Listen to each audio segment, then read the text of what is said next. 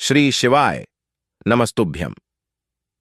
दोस्तों, आप सभी लोग जानते हैं कि पंडित जी की श्री समर्पण शिव महापुराण कथा दुर्ग छत्तीसगढ़ में चल रही है। और दोस्तों, इस कथा में पंडित जी ने बहुत दिनों बाद एक बहुत ही बड़ा और नया उपाय बताया है। और आप सभी लोग जानते हो कि जेठ का महीना चल रहा है और नवतपा भी चल रहे हैं। तो इन्हीं दिनों में किया जाने वाला पंडित जी ने एक बहुत ही बड़ा और विशेष यहां पर उपाय बताया हुआ है, जो कि है दोस्तों, पेड़ के नीचे या गमले के नीचे शिवलिंग बनाने वाला।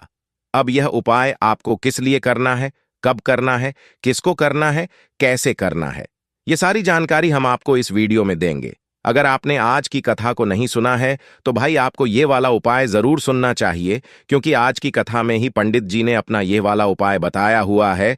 आप इस उपाय को जरूर सुनें और उपाय को जरूर करें, क्योंकि जो उपाय पंडित जी नया बताते हैं, उस उपाय को जो लोग पहले करते हैं, उनको उस उपाय को करने का फल बहुत ही जल्दी और बहुत बड़ा होकर मिलता है। तो इसलिए आप लोगों को इस मौके को अपने हाथ से नहीं जाने देना चाहिए। ये नवतपा के दिन को अपने हाथ से नहीं जाने देना चाहिए और इस वाले उपाय को जरूर करना चाहिए। तो दोस्तों, सबसे पहले चीज ये पंडित जी ने अपनी आज ही की कथा में यहां पर बताया हुआ है, जो कि पेड़ के नीचे या गमले के अंदर जो है, मतलब पार्थिव शिवलिंग बनाने वाला उपाय है।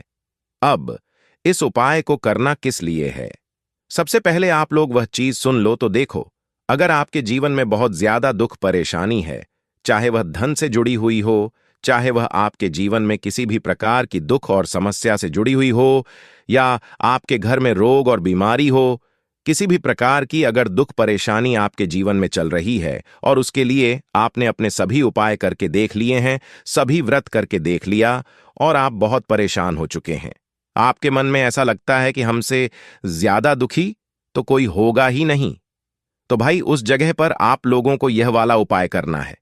कहने का मतलब है कि आपकी सारी दुख और परेशानियों के लिए आप लोगों को अपना यह वाला उपाय करना है। ठीक है, इस उपाय का नाम आप कह सकते हो कि पेड़ के नीचे शिवलिंग बनाने वाला उपाय या गमले के नीचे शिवलिंग बनाने वाला उपाय। ठीक है, तो अब दोस्तों, इस उपाय को करना किसको है, सबसे पहले आप लोग वह समझ लो। तो देखो, जो भी उपाय विशेष होते हैं उनको विशेष रूप से घर की बड़ी माताएं बहनें ही करती हैं। तो इस वाले उपाय को भी घर की जो बड़ी माता बहनें होगी, उनमें से कोई भी एक माता बहन इस वाले उपाय को कर ले।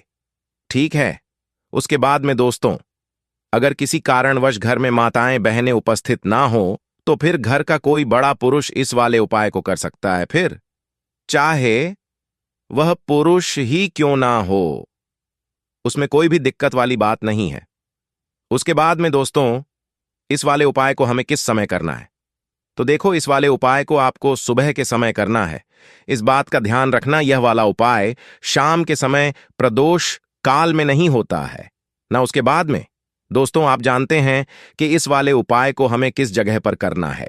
तो देखो, यह वाला उपाय को करने की सबसे अच्छी बात यह है कि इस वाले उपाय को आप अपने घर पर भी कर सकते हो, घर के बाहर भी कर सकते हो। पर देखो, यह वाला जो उपाय है, यह या तो किसी वृक्ष के नीचे होगा, मतलब किसी पेड़ के नीचे होगा, या तो आपके घर में गमले के अंदर जो भी पौधा लगा हुआ है उस गमले के अंदर होगा। ठीक है, बस ध्यान रखना, जो भी गमला हो वह तुलसी जी का नहीं होना चाहिए, क्योंकि तुलसी के गमले के अंदर यह वाला उपाय नहीं होगा। इस बात का ध्यान रखना। बाकी आपके घर के सामने, घर के बाहर जो भी पेड़ लगा हुआ हो, उसे पेड़ के नीचे बैठकर भी आप लोग अपना यह वाला उपाय कर सकते हो। ठीक है, तो अब दोस्तों, उपाय की सामग्री क्या है, वह भी सबसे पहले आप लोग यहां पर सुन लो। तो देखो, इस उपाय को करने के लिए आपको सबसे पहले यहां पर 5 बेलपत्र की आवश्यकता पड़ेगी। कौन सी बेलपत्र की? 5 बेलपत्र की। उसके बाद में दोस्तों, आपको इस उपाय को करने के साथ में 2 लोटा जल की भी आवश्यकता यहां पर पड़ने वाली है। ठीक है, उसके बाद में दोस्तों, यहां पर आपको एक गोल बत्ती का शुद्ध देसी गाय के घी का दीपक भी चाहिए पड़ेगा। वह दीपक आते या मिट्टी किसी का भी ले सकते हैं। उसके बाद में आपको शिवजी की 5 बेटियों का नाम भी याद रखना है, क्योंकि हम आपके यहां पर बता देते हैं। देखिए, जय विसहरा, शामली बारी, दोतली और देव, यह शिवजी की 5 बेटियों का नाम आपको ध्यान रखना है, क्योंकि उपाय को करते समय हमें इन 5 नाम का जप भी जरूर करना है। तो दोस्तों, सबसे पहले चीज, आप लोग इस जेठ के महीने में या इस नवतपा के दिनों में जब भी इस उपाय को कर रहे हो, तो सुबह सुबह आप लोग जल्दी उठ जाए उपाय को करने के लिए। जितना जल्दी उपाय को कर सके उतना ज्यादा अच्छी बात है। तो आपको करना क्या है?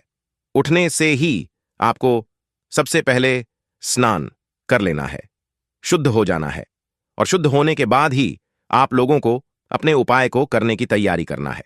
और दोस्तों, इस वाले उपाय को घर में से सिर्फ किसी एक सदस्य को करना है। सभी सदस्य को करने की बिल्कुल भी जरूरत नहीं है। घर का कोई एक बड़ा मुख्य सदस्य भी अगर इस उपाय को अपने पूरे घर परिवार के लिए करेगा, तो इस उपाय को करने का फल उसके पूरे घर परिवार को जरूर मिलेगा। ठीक है? तो करना क्या है दोस्तों? सबसे पहले आप वह जगह चुन लो जिस जगह पर आप लोग यह वाला उपाय करने वाले हो। 2 जगह हमने आपको बताइए, या तो कोई सा पेड़ ले लो, या तो आपके घर में जो गमला हो वह ले लो। ठीक है? किसी भी एक जगह पर ही आप लोगों को अपना यह वाला उपाय यहां पर करना है। ठीक है? तो अगर आपके घर के सामने आसपास कहीं पर भी कोई पेड़ है, तो भाई उस पेड़ के नीचे आप लोग ये वाला उपाय कर सकते हो। घर के जो पेड़ है उसके नीचे भी आप लोग अपना ये वाला उपाय कर सकते हो। अगर पेड़ नहीं है तो गमला होगा, गमले में कुछ पौधा लगा हुआ होगा, उस पौधे के नीचे भी आप लोग मतलब वहां पर भी ये वाला उपाय कर सकते हो। ठीक है? तो करना क्या है, जहां पर भी आप लोग ये वाला उपाय करो, चाहे पेड़ के नीचे करो, चाहे बड़े पेड़ के नीचे करो, चाहे गमले में करो, तो वहां पर आपको एक पार्थिव शिवलिंग का निर्माण करना है। पार्थिव शिवलिंग का निर्माण का मतलब है कि जहां पर भी आप यह उपाय कर रहे हो, पेड़ के नीचे या गमले में, तो भाई आपको वहीं की मिट्टी से जो है एक छोटा सा शिवलिंग का निर्माण कर लेना है। ठीक है? क्या कर लेना है? एक छोटा सा शिवलिंग, वहीं की मिट्टी को थोड़ा सा ऊपर की ओर उठाकर आपको एक शिवलिंग वहां पर बना लेना है। जैसे ही आपका वह शिवलिंग बन जाता है, इसे हम पार्थिव शिवलिंग कहते हैं। तो इस पार्थिव शिवलिंग को आप लोगों को बना लेना है, चाहे पेड़ के नीचे बना रहे हो, चाहे गमले में बना रहे हो, किसी एक ही जगह पर बनाना है। इस बात का ध्यान रखना।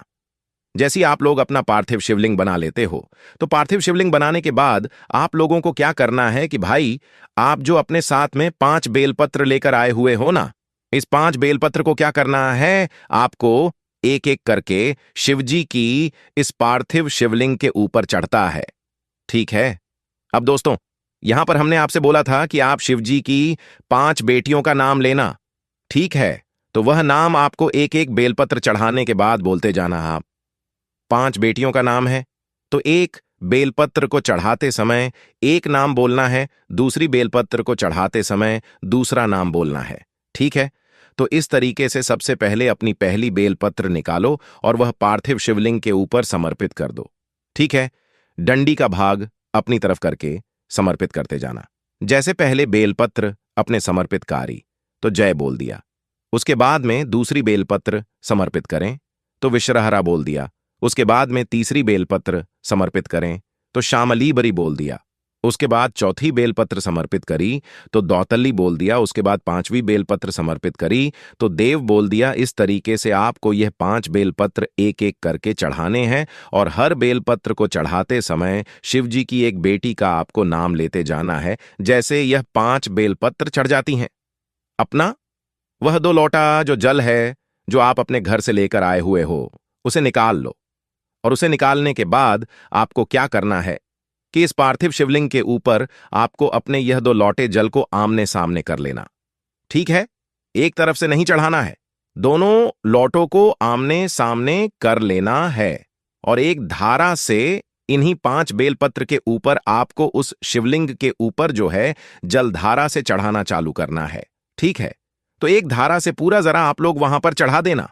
जैसे ही आपका जल यहां पर चढ़ जाता है, तो दोस्तों हम यहां पर आपको एक बात और बता दें कि आपको अपने साथ में घी का दीपक भी जरूर लेकर जाना है, जो कि हमने आपको नहीं बताया है। तो घी का दीपक जो आप लेकर जाओगे, ये आप लोग आटा का दीपक लेकर जाओगे। ठीक है? मिट्टी का होगा तो भी चलेगा, कोई भी दिक्कत वाली बात नहीं है। गोल बत्ती का होगा और उसमें शुद्ध देसी गाय का घी डालेगा। ठीक है, तो इस तरीके से आपको यह वाला दीपक तैयार करना है।